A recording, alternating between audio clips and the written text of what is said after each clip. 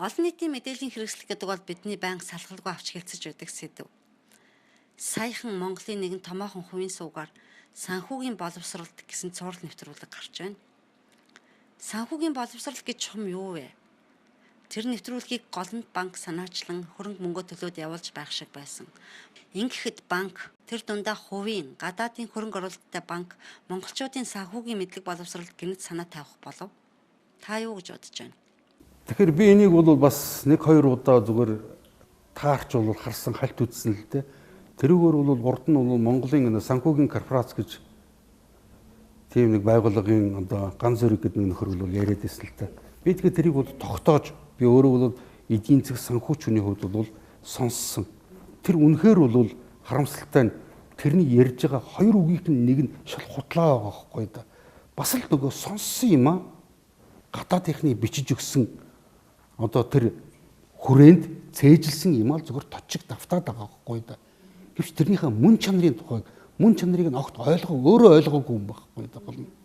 Харин яг ийм улсуудыг бол одоо чинь ялангуяа одоо гадаадын хөрөнгө оруулалтын энэ банк одоо улс төрд бол гадныхын зориуд бодлогоор тавьдаг байхгүй да. Бодлогоор өнөөдөр бол мэдээж бол одоо чинь Монгол эрдэнэтэй мэдлэгтэй их оронч тийм хүмүүс бол байгаа. Гэвч тэднийг тийшээ ойртуулах бүх боломжийг нь хаасан байдаг. Саяхан бол одоо нэг судалгаа гарсан байна л да. Ер нь бол дэлхийн 2 дугаар дайнаас хойш Америк бол одоо чинь Америк, Англи тэгээд бол мэдээж нь бол англ-саксон улс чинь 7-8 улсууд байгаа шүү дээ. Канада, Австрали, Шинзеланд гэсэн бид нар чинь бол тусдаа бол одоо энэ улс юм шиг л одоо бид нар санагдаа тэгж ойлгогдоод байгаа болохоос биш.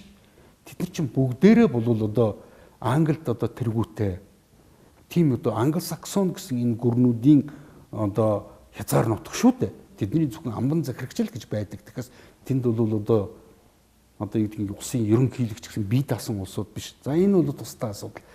Энэ улсууд чинь дандаа бусад улсад орнуудын энэ авиас чадвартай эсвэл бол бүр илэрхий уруугч нарыг аваачиж сургаад буцаагаад одоо чинь тэр улсуудын өндөрлөгт өөрснөө гадна талаас нь олон янзын арга замаар төрийн өндөрлөгт гаргаж ирдэг энэ технологиг бол байнга хэрэгжүүлж ирсэн байна шүү. Одоо бол одоогийн өнөөгийн улсуудын одоо энэ төр засгийн тэрэгнүүдийг аваад үзэхэд тэрний бол ихэнх нь бол одоо чинь дандаа баруунд төгссөн.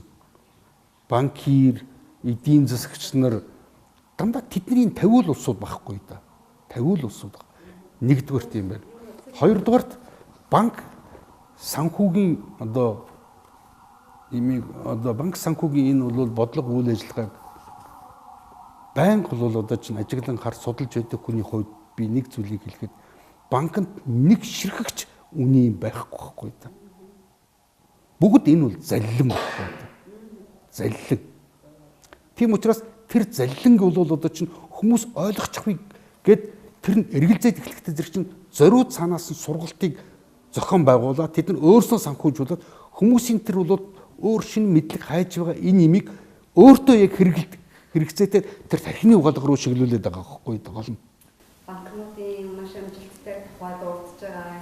Банк нь сайн байж тухай ус сайн гэж байгаа. Тэгснэ ард нь банк бол хувийнх байх ёстой гэж хэлж байгаа. Тэр чин зориуд яахаар одоо тэр усудаас асуумаар байна л да. Би даасан төв банк би даасан хараад бас байх ёстой гэж хэлсэн. Тэ. Ер нь төв банк гэдэг бол үнэхээр бол аимшигтай зэвсэг байхгүй зэвсэг. Өнөөдөр бол одоо ингээд Монгол улсад одоо мэдлж байгаа дөнгөж одоо мэдлсэн ялх нараагаас 80 настан одоо өтгөс буурлууд бүгд мөнгө заавал тэдэнд хэрэгцээтэй. Өдөр тутмын амьдрахын тулд тэднэрт мөнгө хэрэгтэй. Тэд нар бол одоо ажил хөдөлмөр хийж өөрийнхөө энэ ажил хөдөлмөрийг үнэлүүлэхийн тулд ч мөнгө хэрэгцээтэй. Гэвч тэрийг нь бол хэсэг бүлэг улсууд ховчтад авцсан байгаа хгүй гол нь хувийн болгоод авцсан. Тэгэд тэр бол одоо мөнгийг хинд бол одоо чинь зээл олохгүйг юуг хөгжүүлэхгүйг юуг бол бомлон багалдуурдад дарахыг тэд нар шийддэг болчиход байгаа хгүй гол нь. Тийм учраас бол одоо өнөөгийн энэ санхүүгийн одоо энэ дэглэм энэ ердөөсөө манай энэ нийгэмд болж байгаа бүх болохгүй байгаа юмны хамгийн гол бол одоо шалтгаануудын нэг энэ гарцаагүй мөн байхгүй. Тийм учраас тэр хүнд бол одоо хэлэхэд чи өөрөө хүртэл бол учрыг нь олоогүй байж зориуд санаатай юм уу гэж бол хэлэхээр тий ийм юм бол одоо ингэ яриад байдаг үнэхээр харамсалтай байгаа байхгүй. Би дахиад хэлэхэд бүх энэ бол одоо энэ заллингаар өнөөдөр бол Монголын ард түмнийг бүгдийг нь бол одоо бүгдийн шахуу өрийн дөнгөнд хийчлээ шүү дээ. Энэ өрийн дөнгө бол төлөөд хязгаарч дуусахгүй байхгүй да болно. Өнөөдөр та нар бол одоо чинь өрийн дөнгөнд нэгэнд орцсон бол тодорхой хугацааны 10 15 жилийн дараа 20 жилийн дараа төлөөд гарчин хязгаарч та нарыг гаргахгүйгээр ингээд урдтлаад бодцсон байгаа байхгүй да болно. Тэр бүх юм хийцэн байгаа байхгүй да болно. Тавлж байгаа юм шиг тийм хэвээр. Тийм юм тэгж гаргаж байгаа байхгүй да. Хамгийн гол эмгэнэлттэй хамгийн гашуун юм нь болох зэрэг бол тэрийг манай улсууд өөрснөө манай улсуудын хэсэг улсууд нь өөрснөө энд нь бол санаачлаад бүр тэдний өмнөр ороод харийнхны өмнөр ороод өөрснийхний толгойг угаагаад тэгээ яваад байгаа нь эмгэнэлтэй байхгүй да бид. Нэр томьёо ялангуяа бол гадаадын бол нэр томьёог монголчдох маш дуртай. Ягаад гэвэл ямар нэгэн нэр томьёо байна шүү дээ. Нийгмийн одоо нэр томьёо гэж одоо зах зээл гэдээ орчуулсан маркетингийг. Экономик гэдгийг чинь бол эдийн засаг гэдээ орчуулсан. Одоо юу гэдгийг эрдэмтэн гэдээ орчуулсан. Эдгээр чинь бүгд худлаа буруу орчуулсан ийм үгээр одоо тулгуурлаад яваад байгаа учраас манай ард түмэн бол буруу ойлгодог бүр ч их буруу төсөөлдөг байхгүй тэр имийг. Тийм учраас ч бол энэ бүгдийг эргээд засахын тулд чинь нэгдүгээр бидний ялангуяа бол нийгмийн энэ гол хідэн энэ нэр томьёонуудыг бид нар яг гадаадынхны ойлгож байгаа тэрүүгээр тайлбарлах хэрэгтэй гэж би боддог байхгүй юу? Тэрүүгээр нь явах хэрэгтэй. Зүгээр жишээ авахад экономика гэдэг чинь бол гэр улсаа төхнүүлэх ухаан гэсэн ийм утгатай грек үг байхгүй юу? Уг нь гэр улсаа төхнүүлэх хэрэгтэй. Монгол хэлнээс бусад бол дэлхийн бараг бүх улсад улс гэрээн төхнүүлэх. За жишээ нь дахиад нэг жишээ авахд бол манайх эрдэмтэн гэдэг. Эрдэмтэн гэдэг чинь бол тухайн одоо хүн мэрэгжлийнхэн тэр бол шинжлэх ухааны зөвхөн нэгэн сэдвийг нь аваад тэр сэдвэрээ одоо чинь тодорхой болов судалгаа хийгээд тэгэд авсан цол болохоос тэр хүн эрдэмтэн гэдэг чинь манай жирийн нэг дундаж иргэн бол бүгдийг мэддэг хүн гэж ойлгоод байгаа байхгүй да. Үгүй байхгүй да. Үгүй байхгүй да. Тийм учраас бол одоогийн одоо энэ эрдэмтэн гэд байгаа энэ юмнуудыг бол бид нар дандаа одоо буруу ойлгоод буруу төсөөлөө тэр улсуудын амаар яваад байж болохгүй гэж хэлээд байна шүү дээ. Англиар бол эрдэмтэн гэж чинь scientist гэдэг үгтэй. Science гэдэг үгтэй. Энэ юу гэсэн үг? Энэ чинь шинжлэх ухаан гэсэн үг биш байхгүй да. Дахиад буруу орчуулсан монголчдсан. Science гэдэг чинь имийг бол танин мэдэж судлах гэсэн үг байхгүй да. Судлаж танин мэдэх гэсэн үг байхгүй яг үнэндээ. Судлагч танин мэдэх хүн байхгүй да. Тий. Гүү шинжлэхгүй биш. Судлан танин мэдэх байхгүй. Эдийн засаг гэж улс төрч эрх баригчдын өгүүлбэр тутамд хэрэглэгддэг үг байна. Бодохны тэд улс эх орныхоо эдийн засгийн талаар л ярьж байгаа биз. Манай улсын эдийн засаг өнөөдөр яг юун дээр тогтож байна? Хаана нь хүнд хэцүү, доголдол нь хасах нэмэх нь байгаад байна вэ? Эсвэл бүх юм зүгээр, үгүй бол удахгүй бүх юм сайн болох юм уу? Ер нь эдийн засаг гэдэг бол би дахиад хэлэхэд эн чинь манай гэр улсыг бид нар өөрийнх нь амьдралыг зохион байгуулах ийм бодлого арга ажиллагаа юм л да. Ингэж ойлгуул зохино. Эдийн засаг гэхэр чинь ямар нэгэн тийм утга өөртөө бол утга одоо тээхгүй ийм бол одоо чинь болох орчуулгаар бид нар бол ойлгоод байгаа учраас энийг ойлгохгүй байгаа байхгүй. Тийм учраас наацхийн мэдлэггүй улсууд чинь өөрснийгийн эдийн засагч гэж нэрлэдэг. Эдийн засгийн тухай өөр санагдаж байгаагаараа эсвэл эн тэндээс бол одоо халт холт юм уншсанараа ингэж яриад яваад байгаа гэдэг чинь бол бид нар дахиад хэлэхэд бид нар өөрөө өөрснийгөө одоо чинь хөнөөх энэ гадныхны зэвсгийг өөрснөө барьчаад өөрсдийнхөө эсрэг хандуулаад байгаа гэдгийг бид нар ойлгох хэрэгтэй байхгүй да. Өнөөдрийн одоо чинь Монгол улсын одоо эдийн засгийн ингээд харахад манад бол яг үндсэндээ өөрийг нь тэтгэж авч явах эдийн засаг байхгүй болгоцсон. 90 оноос хойш манай одоо мэдж байгаа иргэд ер нь бол Монголын бүх эдийн засгийг бүгднийг ховчлол гэдэг нэрийн дор бүгдийг нь бол одоо ингээд тараан бутаргаад шимшиг дуулаад өрн таран хийлгээд устгацсан манай дээр. Тэгэхээр манайх ийм учраас бол манай одоо чинь улс төрчинд хэв нэг одоо манай Монголын эдийн засгийн бол 90% манай хэрэглээний эдийн засгтай. Хэрэглээний эдийн засаг гэдэг чинь зөвхөн гадна талаас гадныхны болоод одоо ажилчдын хийсэн бүтээсэн энэ имийг тэдний одоо чинь ашгаа шингээсэн тэр имийг худалдан авч амьдэрдэг. Энэ ердөөсөө ийм байж ердөөсөө болохгүй. Чи төсөөлөд үзтээ. Улс үндэстний хүнээр төсөөлдөг юм бол эдийн засаг гэдэг бол бидний амьдарч энэ амьд байхын тулд бид нар өөрснийхөө бол сурсан, мэдсэн, өөрснийхөө ажлын одоо энэ одоо ажиллах хүч, ур чадвараар бид нар юм бүтээж тэрнийхэн одоо нэг хэсгийг нь өөртөө бол хэрэглэж нөгөө хэсгийг нь гадаад улс орнуудтай өөрт хэрэгцээтэй байгаа юмар сольж амьдэрдэг. Ийм бол одоо юу гэдэг ийм тогтолцоо шүү дээ. Ийм тогтолцоо нийгэм юм гарцаагүй ийм тогтолцоо. Гэвч энэ тогтолцоог зориудаар бол одоо чинь бүгдийг нь өөрөө өөрийгөө тэтгэх чадваргүй болгоч. Тэрийг бол зүгээр ингэж жишээлэхэд би бол одоо усгүйгээр амьдрах боломжгүй. Гэвч усыг заавал гаднаасаа болгочихж байгаа байхгүй. Миний хажууд ус байсаар байтал. Би энэ бол уснаас бол аваад уух ирэхгүй болгоцсон байгаа байхгүй.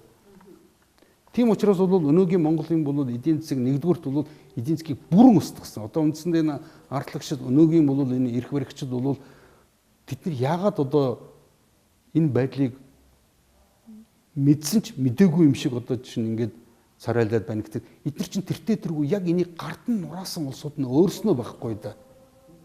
Энэ улсуудаас ямар нэгэн болов аврал хүлээх ямар ч утгагүй байхгүй да. Зөвхөн тэднэрээс одоо юу гэдгийг аврал хүлээнэ гэдэг бол өөрөө өөрийгөө хуурч байгаа. Энэ цаг хугацаа бол одоо чинь тэднэрт ашигтай байж байгаа. Энэ цаг хугацааг тэднэрт өгч байгаа. Энэ л хэрэг шүү дээ.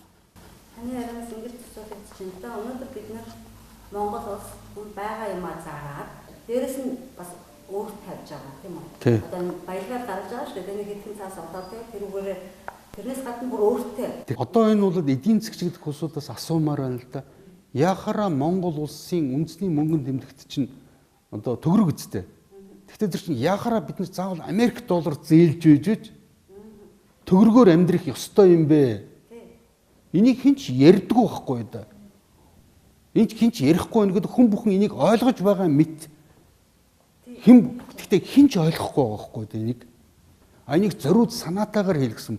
1992 онд чинь Төв банкны тогтолцоо гэж одоо манайд оруулж ирээд Төв Монгол банк гэдгийг байгуулсан. Урд нь би зүгээр сануулаад тавьдаг урд нь бол зөвхөн банкны хорвол гэж байсан шүү дээ. Тэр бол зөв тогтолцоо байсан байхгүй зөв. Монгол банк гэж байгуулаад өнөөдөр бол одоо чинь баяр цаахан ерөнхийлөгчтэй Монгол хүмүүс бол ажилдаг энэ банк байгамшиг боловч эдгээр чинь нөгөө Америкийн одоо Английн энэ банкнуудын Монгол дахь салбар нь байхгүй да. Тэд нар бол Монгол хүмүүс ажиллах нь хамаагүй байхгүй. Тэдний бүх үйл ажиллагаа бодлогыг гадна талаас нь тодорхойлдог.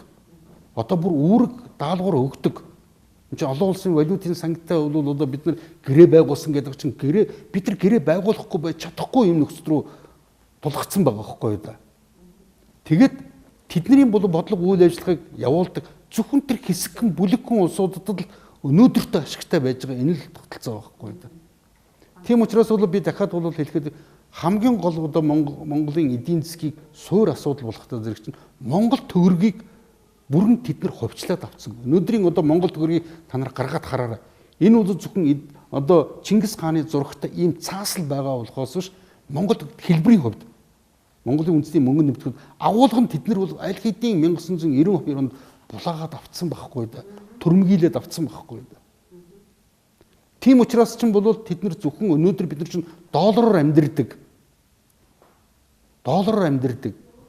Одоо чинь $1 зээлж вэжж сая бол Монголын эдийн засагт одоо төгрөг гэдэг юм бий болдог одоо. Тэ? Одоо 2450 төгрөг бий болдог. Ийм бол одоо чинь механизм. Би энийг 10-аад жилийн өмнө бол ярьсан хинч тэрийг тоогоогүй өнгөрсөн шүү дээ. Би бол 10 жилийн өмнө 25 дугаар телевизээр орж байхдаа энийг бол бас л тодорхой нэлээд учралж ярьсан. Гэхдээ хүмүүст бол би ойлгогдсон байх гэж утсан. Энэ бол байж болохгүй байхгүй. Өнөөдөр бол одоо бидний амьсгалж байгаа энэ агаарыг хэн нэгэн авчаад тэгээ бид нарт энэ агаарыг зарг өгөх хүн бүхэн зөвшөөрөхгүй шүү дээ. Тийм биз дээ. Тэгэхдээ яг бодиттой байдал дээр бол бидний агаар шиг улс үндэсний хувьд агаар шиг ийм чухал болох хэрэгцээтэй мөнгө гэдэг имийг тэд нар харийнхан эзлээд авцсан, төрмгийлээд дулаагаад авцсан зөвхөн тэрийг нууж хаадаг хэдхэн бол эрх мэрэгч нарыг тэд нар өөрсдөө тавьчихсан байгаа байхгүй манай төрийн өндөрлөгт. Бид нар энэс бол гарахгүйгээр өөр ямар ч бололцоо байхгүй байхгүй да биднэрт. Өнөөдрийн бол мөнгөний хүү гэж байна, тийм үү? Мөнгөний хүү гэдэг чинь энэ бол одоо цаг хугацааг биднэрт зарчж байгаа хэрэг шүү дээ. Мөнгөний хүү гэдэг бол мөнгөөр дамжуулаад цаг хугацааг зарчж байгаа байхгүй да биднэрт. Бидний цаг хугацааг цаг хугацаа гэдэг чинь хүний одоо чинь оршин байх амьдрах нэг гол материйн нэг мөн биз дээ. Гэвч тэрий чинь агаартай адилхан, газартай адилхан, энэ тэнгэртэй адилхан. Гэвч бол цаг хугацаа гэж бол одоо энэ цаг хугацааг биднэрт мөнгөөр үнэлээд зарцсан гэсэн үг байхгүй да. Өнөөдрийн чи битэрийг ингээд ярилцаа сууж байгаа энэ цаг минутанд ч бидний мөнгөний хүүн явж байна. Ягаад гэвэл энэ цаг хугацаанд ч гэсэн биднэрт мөнгөө зарсаар тохол. Ийм юм байж болохгүй байхгүй да энэ чинь. Гэхдээ тэд нар тэрийнхээ мөнгөний хүү, ашиг, алданга янз бүрээр нэрлэлсэн байгаа байхгүй да. Эн чинь өрдөөсөө ийм юм байж болохгүй байхгүй да. Ийм юм байдгүй байхгүй. Урд нь ийм байгаагүй байхгүй.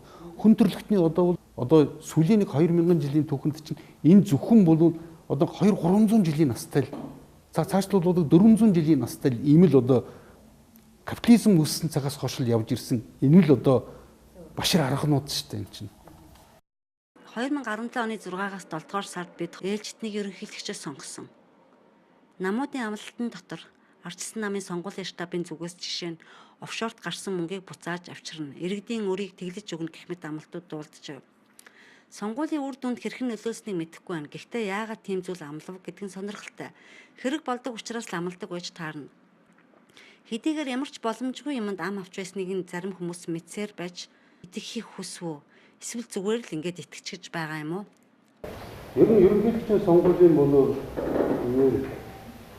олон одоо чинь зөөлхөн хэлэхэд долоо гэж болохоор юм зүйл яригдсан л та. Тэрний нэг нь бол офшорын мөнгөийг офшор гаргасан байж байгаа Монгол улсын хэмжээний мөнгө хөрөгийг оруулж ирээд асаачлууд бол Монгол иргэдийг зээлийн мөрийн дөнгөрөөс гаргах гэсэн юм шүү дээ. Тэгэхээр тухайн үедээ бол одоо олон улсын ярилцлагуудад хэлжсэн Монгол улсын энэ мөнгийг зориулбэр гадных нь өөрснөө санаачлаа. Манай одоо энэ либералуудаар, манай энэ нөхөрчдээр өөрсдийнхөө тавьсан усуудаар хулгайлуулаад өөрсдийнх нь авдран хийж авч хийчээд өөрснөө ашиглаад байгаа байхгүй да. Тийм учраас энийг буцааж авах ямар ч боломжгүй байхгүй да. Гэвч бас нэг үг байдаг шүү дээ. Нөгөө хуурдахыг хүсэж байгаа хүнд хуурддаг юм. Өөрөө хүсэж байгаа намайг хуураад өгөөч, намайг тайвшруулаад өгөөч, намайг ятгахтаа хэдхэн сар, 3 сар, 4 сар цаашлаад жил хагас жил гэсэн намайг хуураад өгөөч, мэдлээд өгөөч гэдэг юм шиг тэр санагдаад байгаа. Тийм учраас бол би дахиад хэлэхэд офшороос бол мөнгө оруулж ирнэ гэж байгаа энэ улсууд бол тэгж бол урайлж байгаа. Тэгж бол улс төрийн бүхэлдэн энэ бол одоо чухал бол арга хэмжээний энэ компанид ажиллах үе ийм ураад хэлж байгаа энэ бол улс Монгол нийтийн одоо байгууллага нам хүчнүүд энэ цэвэр зарилхан багтдаг. Цэвэр зарилхан.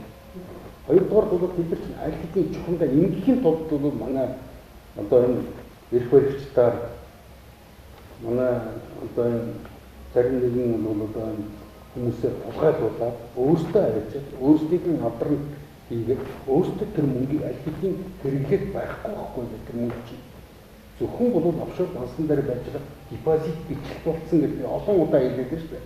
Зөвхөн банкнд бол очиод ингээд одоо та үзэхэд чинь таны мөнгө бол банкнд хадгалуулсан гэж бас манайх буруу яриад байгаа байхгүй. Хадгалуулсан биш шүү дээ. Иргэд банкнд мөнгө зээлж байгаа байхгүй да. Иргэд бол банкнд бол мөнгө зээлж байгаа банк тэрийг зөвхөн танд одоо би оюунаад бол одоо 1000 төгрөгийн өглөгтэй гэж бичсэн байгааг нь манайхан 1000 төгрөгийг би хадгалуулсан. Тэр бол нэг талаасаа харахад бол хадгалуулсан юм шиг. Ягаад гэвэл би чамайг бол мөнгө авъя гэж байгаа тохиолдолд 1000 төгрөг буцааж.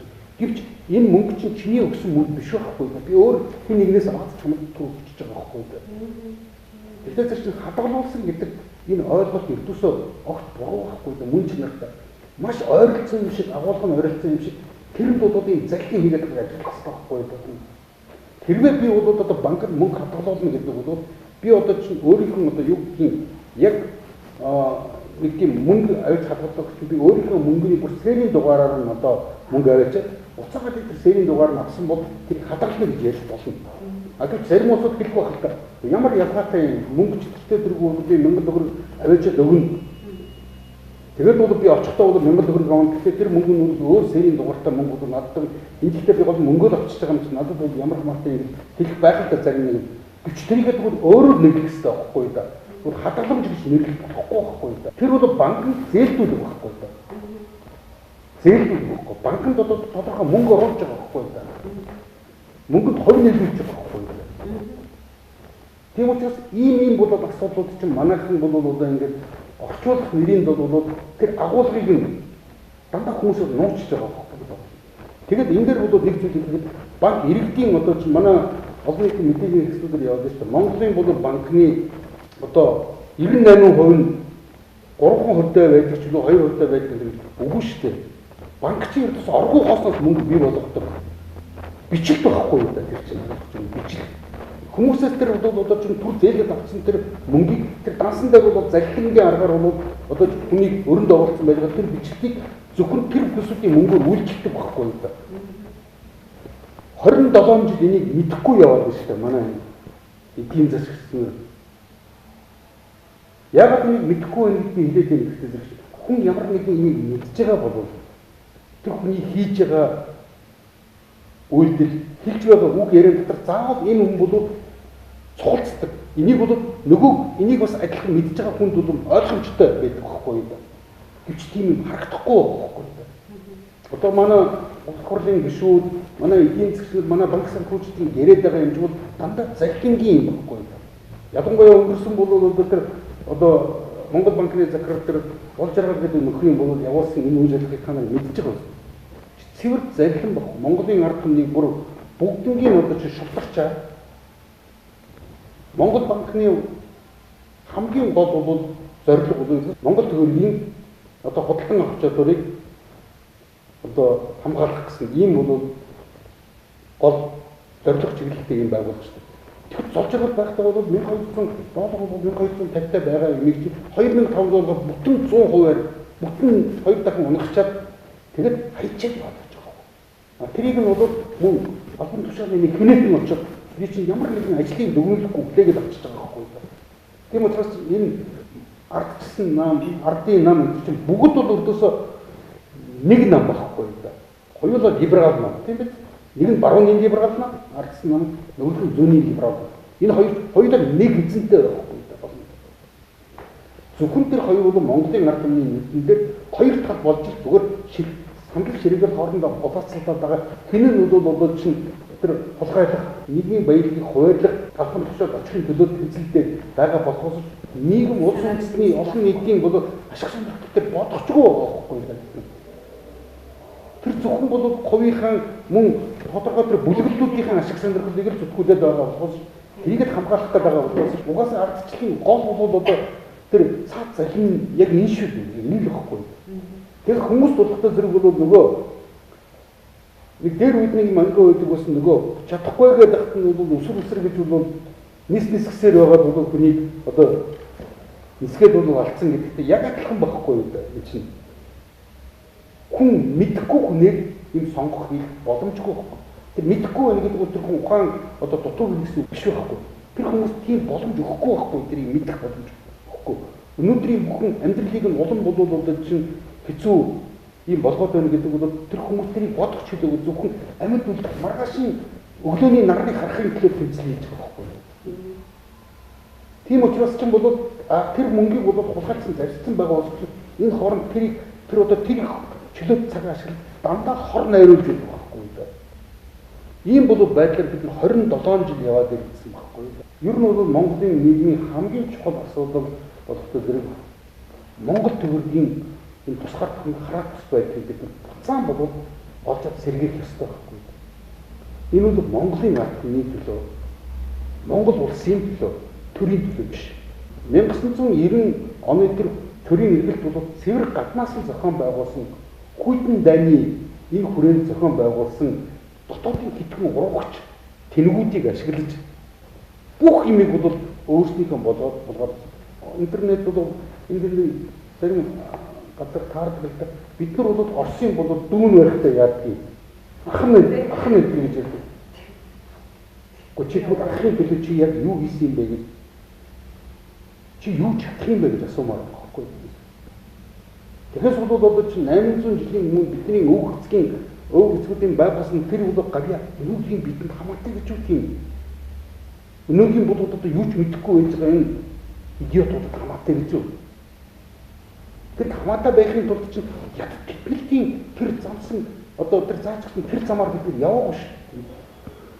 Тийм учраас бол өнөөгийн одоо энэ улс төрчид эдийн засгийн либералч чинь бол бидний өнгөрсөн түүхийг мөн тэгж хүзэн ярьдаг байхгүй. Амун бидний бол мөн ирээдүйч гэсэн бид нар үзэн ярьж байгаа байхгүй. Тэгэхэд хамгийн гол нь бол мөнгө. Өнөөдөр биднээсээ одоо ингээд Монголын одоо энэ төрийг зохион байгуулж байгаа энэ үйл ажиллагааг ингээд ажиглан гартын бол ердөөсөө бүлгэлтүүд ямар нэгэн бүлгэлтүүд байж байгаа. Тэгээд одоо чинь тэр бүлгэл гэдэг бол одоо 60-50 бүлгэлээр жишээ авъя л да. Тэр чинь хэд хэдэн бүлгэл болоод хуваацсан практикт нэрлэгдсэн байж байгаа. Тэгээд хамгийн гол нь нөгөө гадна талаасаа юу гэдэг олонхын тэр бүлгэлийг задлахгүй тул хүмүүс бол тодорхой бүлгэл тэр суудлыг одоо чинь төчнээ яамны сайдын суудлыг өгчдөг. Тэгээд тэр бүлгэл хэнийгээ тавих нь тэр бүлгэлийн дотоодын үзмжийн асуудал гэж байна. Тэр хүн юу мэдж байгаа, тухайн салбарт юу тулгамдаад байгаа. Тэр асуудал бол өрдөөсөө ямар ч хамаагүй байхгүй гэдэг. Тэгээд тэнд харсан улсууд чинь тодорхой юм хийж байгаа дүр үзүүлж байгаа болохоос биш. Тодорхой хугацааны дараа болохдоо чинь нөгөө л юм бах байдгаар нөгөө асуудлууд бол 5 асуудал байсан бол 10 асуудалтай болгочод хайчаад гэвч энэ цаг хугацаанд бол өөрийнхөө мөнгөөр тэр хувийн бүлэглэлийнхэн одоо ашиг сонирхлын нөгөө Монголын ард түмэн Монгол улсын энэ өмч хөрөнгөнөөс зарчил тулгайлчаад зовлогчод яваад байж байгаа.